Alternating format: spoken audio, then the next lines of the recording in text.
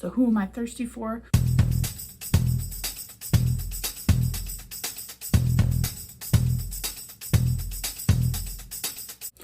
What's up, house guests? It's Hannah. Welcome to my channel. Appreciate y'all stopping by the house. If you enjoy your visit, be sure to like, comment, and subscribe. Very much appreciate it.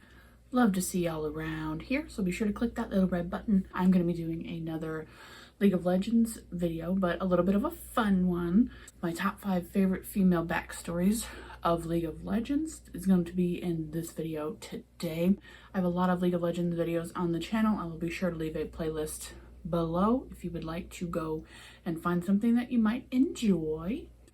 Alright, so coming in at number 5, my favorite female backstory is for Orianna.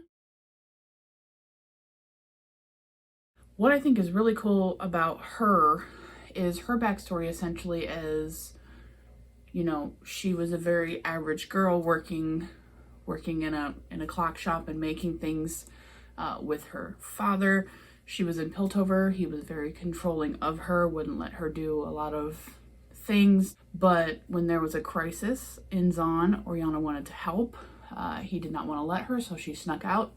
She went there. She tried to help during explosions and gas issues and things like that, and she did help. She was able to repair a lot of things for people, but it caused her lungs to start collapsing, so he slowly started essentially building organs to replace her failing organs until she basically became all metal and robotic besides just her human heart. So they're going through life. They eventually had to move to Zaun because of cost, and essentially he's getting sicker as well. They come across a Hextech crystal, and the people just keep wanting payment and payment and payment. So she finally just decides, hey, you know, I'm kind of losing my humanity anyway. I don't feel like myself. I don't feel like how I used to be. So essentially she, on her own, like, she performs her own surgery. She inserts this Hextech into her and removes her last bit of humanity, her heart, and replaces it with Hextech, and she decides to leave so there will be no burden upon her father.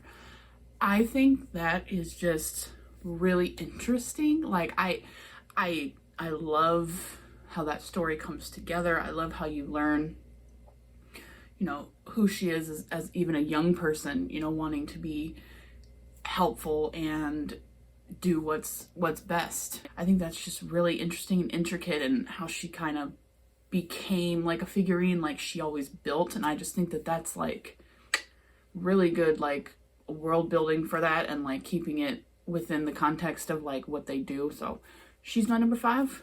Really good. All right, my number 4 favorite female backstory is for Vayne. Vayne is really interesting because she's become a very ruthless monster hunter. But the backstory behind that is really, really interesting, and how something demonic came to kill her family. She had a, you know, pretty normal, pretty good, wealthy life up until that point, until a demonic entity, which most believe that was Evelyn from League, came and destroyed her family and her world. So it set her on a path of basically monster hunting, a hate of magical beings, that type of thing. So when she comes in contact with that, she basically has a no tolerance policy.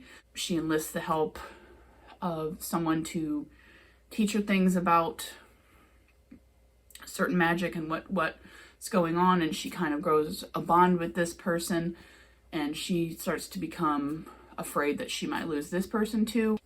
However, you know, she comes to find out that this person, in their own quest to avenge the things that happened, almost became the monster to learn the magic and to take down these people. So once she learns that, it's, again, no tolerance, kills that person that she cared for very, very deeply, no questions asked.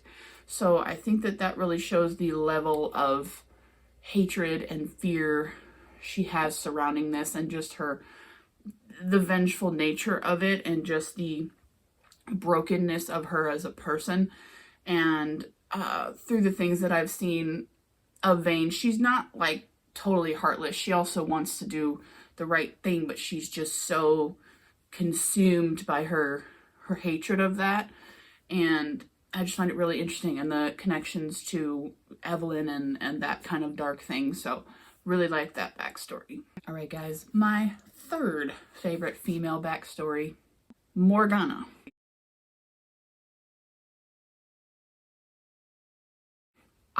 You guys know, Morgana and Kale are my shit. Their story is so good. Now, I relate more to the Morgana aspect. However, Kale's story, interwoven with her, makes great lore in general. So that's why I say that they do kind of go together. But essentially, Morgana, her mother was a very fierce protector of justice, but she started to get very consumed and would often leave them behind with the father, kind of disregarding the emotional aspect of what was going on. And it eventually led to the father leaving with both Morgana and Kale. And essentially wars and things are breaking through. Kale starts to go more into the justice, the laws, irredeemability, whereas Morgana kind of tries to figure people out, or why things are happening. Not as ruthless, but still struggling, why are people doing bad things, right? So essentially there becomes a culmination point where they get their swords, they start to really gain their, abilities from their mother. And you have Kale, who kind of becomes like enforcement and law, and whereas Morgana's kind of more the like moral compass, the rehabilitation, the trying to work with people that Kale has sent to prison and things to reform and give them chances. Morgana is the only one that Kale has really any emotional tie to in that sense. She's willing to let her try these things despite her really not giving a fuck. And then there comes a point where Morgana is challenged because of this, and someone tries to put her in prison for it, and she ultimately kills the person, which causes Kale to want to go after this murder. And she basically says, well, if you're going to do all this to these mortal people and people who have done injustices and don't want to give them chances, well, then you're going to have to kill me, basically. So they start fighting, and a big kind of war breaks out beneath them. Their father ends up dying, and that's kind of where they depart into the legend of one going to fight for justice with an iron fist, and the other one trying to be more non-accepting of her magic and her abilities, and wanting to kind of understand the how people are and work, and can we change and stuff, so much so that she doesn't embrace her wings like Kale does. She actually chains them. But the yin and yang between them that it offers, the moral struggle that you see Morgana actually struggling with, is actually really realistic. When you struggle with, is a bad person always a bad person? If a bad person wants to be better, can people change? All, those gray areas, which I really, really like. And I just think she's an awesome character, and her visual representation is... All right, my second favorite female backstory of League of Legends is for my boo, Kai'Sa.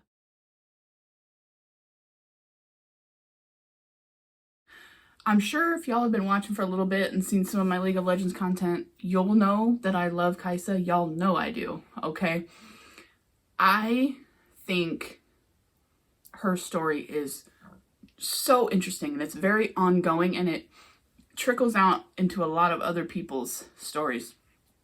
And so essentially, Kai'Sa's backstory was she was a young girl, lived with her family, pretty ordinary, I would say, until their village was consumed by something called the Void, which the Void and Belveth and all these things want to basically consume everything. They want to destroy everything. So it consumed pretty much everyone but her, and she was lost basically inside this void. She was still living. She was able to survive for her will and her strength, while everyone else was slowly just being consumed. So she survived. While in there, she came across something that started to essentially attach to her. She tried to get rid of it. However, she was starting to be attacked, so she used it as a shield to essentially get away. But through this process, it has slowly been bonding with her, so like symbiotic biology. So that's a lot of how her suit moves and works and things like that. It's a process that's going on and fusing with her. So she's learned to work with it, and she is trying very hard to keep bad things in the void from getting out. So she destroys a lot of things in relation to the void. And what I like the most is basically her perception of herself and the things that are going on is amazing, because she knows that she is a part of this evil thing and people will see her as this, but she chooses to do the right thing anyway. And I just think that that is a fucking G move. She's like, I'm going to help all these people that hate me because it's the right thing to do, and I'm going to save these people. And I just love like her awareness and reflection, and just like her want to help and do the right thing and kind of figure out where she can fit. And y'all know like her style and how the suit works and everything. You know, I've loved that since day motherfucking one. Okay, so I love Kai'Sa. I think that this story of hers is great. It's very ongoing with what the Void is doing. So I love it. She's always visually stunning whenever I see her in any cinematic of any kind. So yeah, y'all don't sleep on Kai'Sa, bitch, okay? One of my favorite concepts within League is the Ice Nation lore. It's my favorite lore to learn about. So my number one favorite female backstory is Ashe.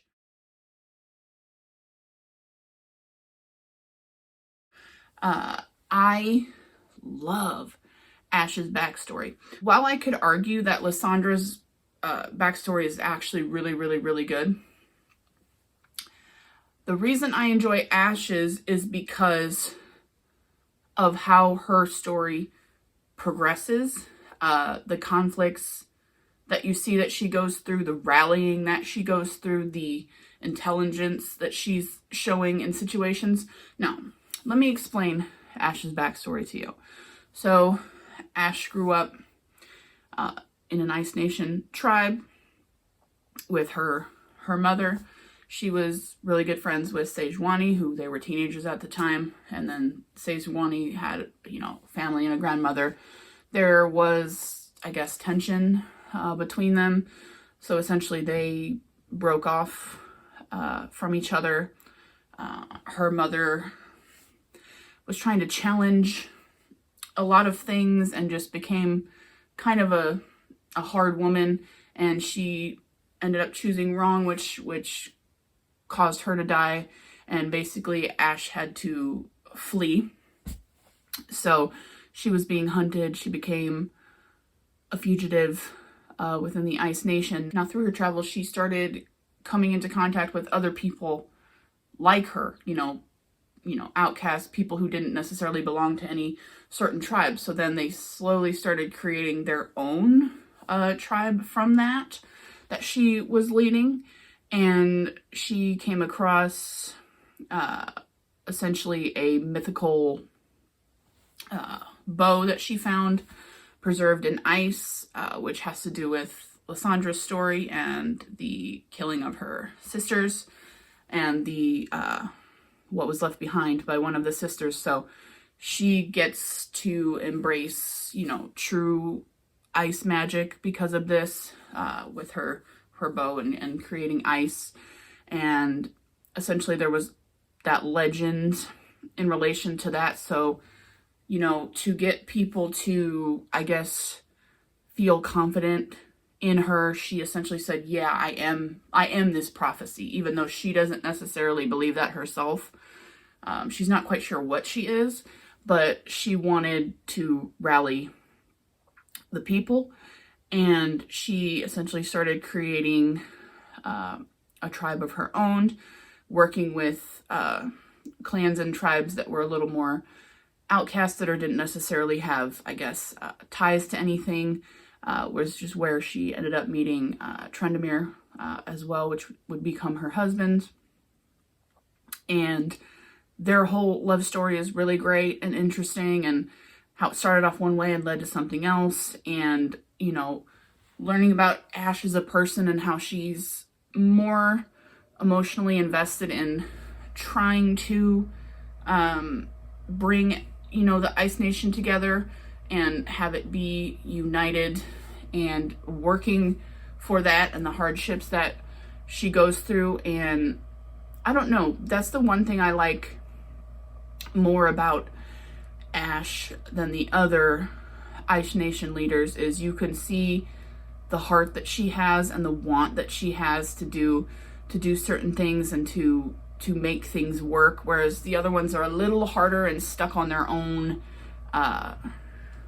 in their own little, what they want, their own little bubble. And although it's completely understandable when you read their backstories, Ash has stuck out to me a little bit more for that, and just her trying to figure out where she fits, within this realm of magic and embracing. And I mean, her look is just cool. The ice arrows are amazing. In this last cinematic, she was gorgeous, and it just brought back all the reasons I really enjoy the Ice Nation. And I just really admire her, like how she adapted from tragedy and like brought these people together. Like it goes to show that like there's something about her that people enjoy being around and trusting, and they rely on her. It wasn't just like she was, a descendant of someone that was already in power and they just had to like follow her. Like, no, she gained that following,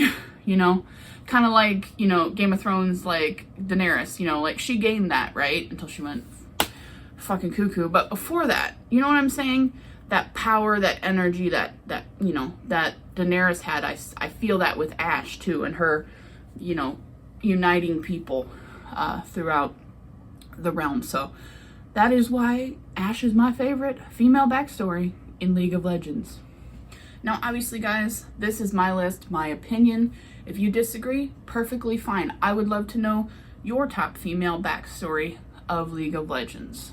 If there's any other League-related content you want to see me do on the channel, be sure to comment down below. And if you enjoyed this video, be sure to give it a thumbs up. I'd very much appreciate it. And subscribe if you have not. But as always, guys, I appreciate y'all stopping by the house. And until next video, bye.